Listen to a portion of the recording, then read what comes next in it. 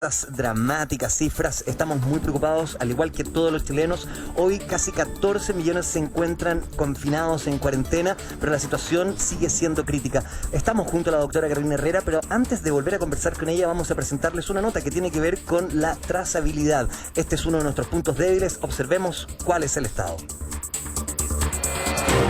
En muchos aspectos de la vida, saber el origen de algo resulta fundamental. En medicina y en particular para seguir con la evolución y afectación que tiene un virus sobre la población, esto es vital y ese podría ser hoy el talón de Aquiles detenido nuestra estrategia de salud. Así lo comentaba la doctora Cecilia Luengo en Bienvenidos. Hay otro factor que es muy importante y que puede evitar la necesidad de cuarentenas a más largo plazo, que es el tema de la trazabilidad. ¿Doctora? Y ese tema lamentablemente ha sido la pata coja de todo el manejo de la pandemia durante el 2020 y durante lo que ya llevamos en el 2021. Si no mejoramos el nivel de la trazabilidad y ahora, este año, si no mejoramos el nivel de testeo, de genotipificación de los casos positivos, no solamente de la gente que viene viajando y llegando al país, sino de los casos que salen positivos y que están hospitalizados, nos podemos ver en una pandemia muy larga y muy grave. Cuando los casos por coronavirus sobrepasaron los 7.500 nuevos contagios diarios en el país, teniendo la región metropolitana el mayor porcentaje de personas activas a nivel nacional, parece ser que el haber perdido la ruta del contagio es lo que tiene a nuestro sistema en jaque. Cuando una persona tiene 3 o 4 contactos es fácil seguirlos. Cuando participa en una fiesta con 60 contactos es difícil seguirlos. Y por otra parte tenemos una cantidad de personal capacitado para hacer trazabilidad que no es muy alta. Y eso por supuesto afecta la cantidad de casos que se pueden trazar. Por otro lado, la gente que es encuestada muchas veces no da los datos fidedignos, incluso miente sobre su domicilio. Todo esto afecta la trazabilidad. No es que se haga mal, sino que se cruza con una cantidad de problemas de conducta de la gente que hace que sea insuficiente. Y como es insuficiente, siguen circulando casos activos que siguen contagiando a la gente. Con un aumento del 69,8% de los casos en el último mes, quisimos saber cuál es para el público la medida más importante para bajar los contagios. Quedarse encerrado nomás y cuidarse, pues. O sea, una manera de que, ¿cómo se llama? La gente no salga mucho, no tenga muchas agrupaciones, que no hagan fiestas ni eventos, una manera así de eliminar el contagio. Bueno, primero el distanciamiento social, obvio, mantener la higiene, el lavado, más que nada seguir las medidas sanitarias, que todos sabemos cuáles son: el lavado de manos, el uso correcto de las mascarillas, el distanciamiento social y evitar los lugares que son con aglomeraciones, o sea, el metro, micro, el mall. Y bueno, la parte nutricional, como alimentarse bien, tratar de evitar los factores de riesgo, el tabaco, el alcohol. Si para el ciudadano común la cuarentena, el autocuidado personal y la vacunación son pilares fundamentales a la hora de enfrentar este virus, ¿por qué resulta tan relevante para los equipos médicos mejorar la trazabilidad? En definitiva, ¿a qué se refieren cuando hablan de trazabilidad? El concepto de trazabilidad en COVID-19 se refiere a la capacidad de identificar a los contactos estrechos no protegidos de un caso confirmado de COVID-19 y hacer el seguimiento apropiado de ellos. La trazabilidad deficiente ha sido el factor clave en la pérdida del control de esta pandemia. A su vez, la pérdida de la notificación oportuna antes de las 48 horas y la razón de contacto estrecho es lo que nos tiene hoy sumidos en un problema mayor. Podemos concluir también que la vacunación, si bien ha sido efectiva y exitosa, ha hecho que los equipos de atención primaria hayan descuidado uno de los principales métodos de poder controlar esta pandemia, que era efectuar adecuadamente la trazabilidad. A partir de esta semana, aproximadamente 16 millones de chilenos estarán confinados en sus hogares, una situación que indudablemente debería impactar positivamente en la baja del número de contagios. Sin embargo, después de semanas siendo líderes en América Latina en testeos PCR, ocupando así la posición número 27 en el mundo, ¿ha sido el exceso de confianza el que nos pasó la cuenta? ¿O en definitiva, el gran número de PCR no es suficiente para garantizar medidas oportunas en este tema? El hecho de tener muchos casos circulando que no son debidamente confinados puede tener que ver sin duda alguna con el aumento de los casos que estamos viendo ahora. Claramente este aumento de casos, que también se vio en Europa en circunstancias similares, tiene que ver con las vacaciones, por ejemplo, donde se juntó mucha gente sin ninguna medida de protección unos con otros, y trazar los contactos de esos casos es prácticamente imposible. Usted comprende que no puede... Uno se ha juntado con gente que ni siquiera conoce el nombre, mal puede decir dónde vive, quién es y cómo lo encuentran, ¿ya? Si no se tomaron las debidas precauciones en esos días para cuidarse, para mantener distancia social, para usar mascarilla, etcétera, claramente la trazabilidad se va a ver afectada. El cierre de fronteras en diversas partes del mundo por el SARS-CoV-2 ha enfrentado no solo al mundo médico, sino que también al científico, ya que ha instaurado diferentes estrategias para reducir el impacto del virus. Conviene recordar que en ese sentido lo que ocurrió en la ciudad de Wuhan, ya que hace más de un año cuando el gobierno chino decidió cerrar la ciudad tanto para salir y entrar, evitando así que el COVID se convirtiera en una tragedia de mayores proporciones para su país. El propio exministro Mañalich ha sido enfático en señalar a través de su cuenta de Twitter que esta debería ser una prioridad, tal como lo ha hecho Argentina con nosotros y países vecinos. Si Brasil no mejora, todo esfuerzo puede perderse. El cierre de fronteras con Brasil, Perú y Ecuador debe ser total, mientras no haya test de antígenos para todos en el aeropuerto. Entonces, cabe la duda, ¿por qué nuestro país aún no toma esta estricta medida?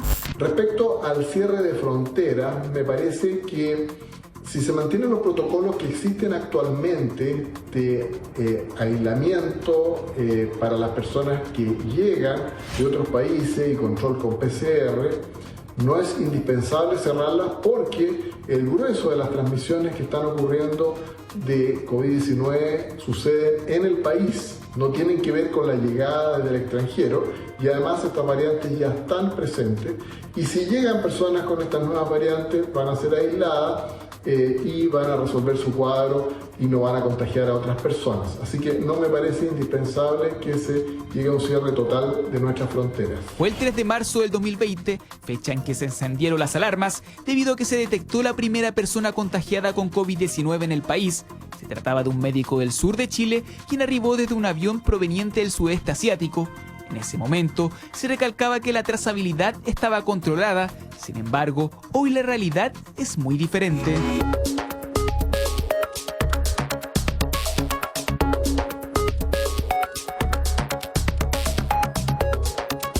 Es en medio de este complejo panorama que nuestro país debería asistir a las urnas a votar, lo que nuevamente abre el debate entre los ciudadanos y también el mundo científico y político. ¿Tú en un escenario como en el que estamos viviendo ahora, irías a votar? Yo creo que con las medidas necesarias sí se puede. Yo creo que eso es lo más importante, pero creo que es un proceso que necesitamos como país y creo que no se puede dejar de lado, siempre y cuando obviamente todos aportemos a cumplir las medidas sanitarias. En este escenario que estamos viviendo actualmente, ¿usted iría a votar? O sea, depende si están las autorizaciones y los lugares adecuados para hacerlo, sí. Ahora es el mundo político el que tendrá que asumir las decisiones, pues se advierte cierto temor a suspender el acto eleccionario. Por ahora lo único relevante es disminuir el número de contagios y lograr que el sistema de salud pueda tener un respiro, ya que han sido semanas particularmente difíciles.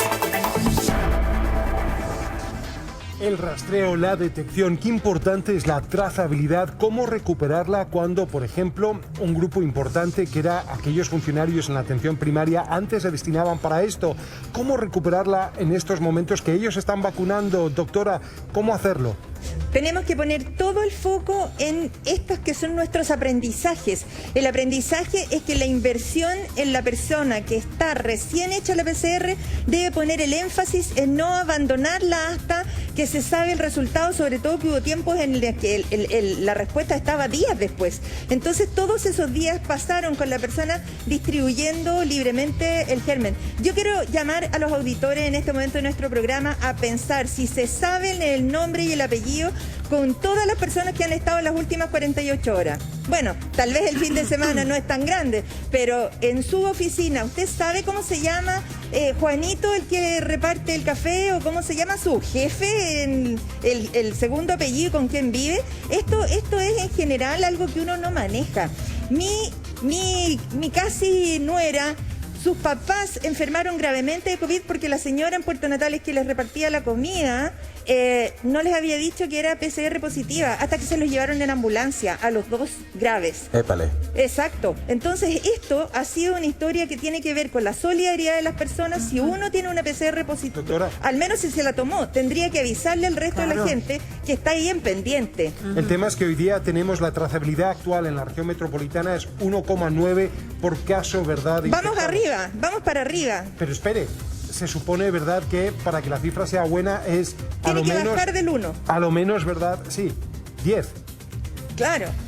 El índice de positividad me estás diciendo el R, porque en el fondo son cosas distintas. La tendencia en este momento favorece la diseminación en cualquier parte de Chile, porque además todo esto está muy parejo. El año pasado, a esta misma fecha, teníamos irregulares incidencias, tasas de incidencia en distintas ciudades, pero hoy Chile entero está al tope, 95% de uso de las camas críticas y creando camas, que es realmente una cosa extraordinaria, pero se están haciendo. Doctora, y con ese panorama, que las fronteras sigan abiertas, pensando en las nuevas cepas, en que todavía no es seguro que las vacunas sí funcionen contra la británica, particularmente de Río de Janeiro, hay una, la sudafricana, entre otras que han sido parte de lo que hemos escuchado el fin de semana.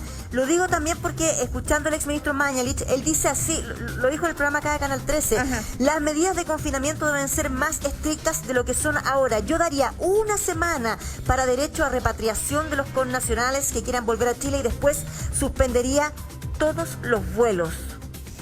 Bueno, la cosa con esto es bien delicado y yo creo que él tiene sus razones fundadas para decirlo, pero yo más bien entiendo que lo que tenemos que hacer es focalizar sabiendo de dónde vienen estas cepas, y vienen de chilenos que han entrado con estas cepas, más que de población en general que haya atravesado las fronteras. Lo que sí es cierto es que hasta hace nada no hacíamos ninguna investigación para cada una de las personas que cruzaban la frontera. Yo creo que ese es un punto crítico y eventualmente no se necesita cerrar por completo la frontera, pero sí testear a cada una de las personas que entran y mandarle a una residencia sanitaria durante el tiempo suficiente hasta que la PCR sea negativa.